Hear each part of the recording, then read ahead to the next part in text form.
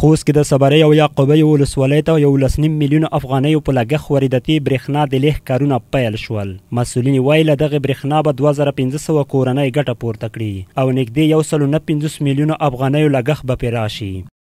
دې باندې خو 150 میلیونه افغانۍ لګښت راځي چې دغه لګښت چې کوم دی اکثره د کورنۍ چارو وزیر محترم جناب محترم الحاج خلیفه سراج الدین حقانی له طرفه ورکول کېږي او په دې کې چې کوم دی خپله د برېښنا شرکت چې زموږ یو عایداتي شرکت دی هغه هم برخه اخلي، هغه هم خپله همکاري کوي.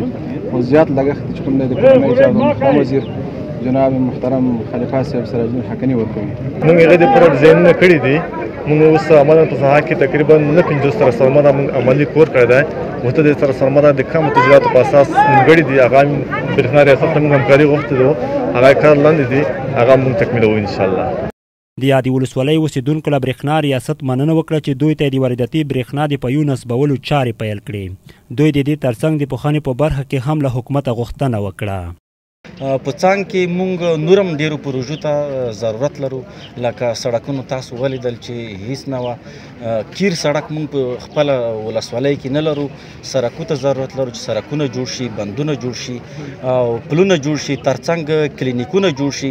دغه ولسوالۍ فقط یوازې 2 کلینیکونه لري چې تقریبا د نورو ولسوالیو په نسبت څو چنده نفوس لري. شلو کلونو کې دا یوازینی ځل ده چې په دې سیمه کې د برق د برېښنا افتتاح مراسم ترسره کیږي. تاسو نن ولیدل چې د افغانستان په سطحه لوړ رتبه کسان دلته راغلي وو او هغوی د برق افتتاح مراسم ترسره کړل. نن الحمدلله دلته خلک د سیر لپاره راځي، دلته امن ده، سوله ده، خلک خوشحاله دي.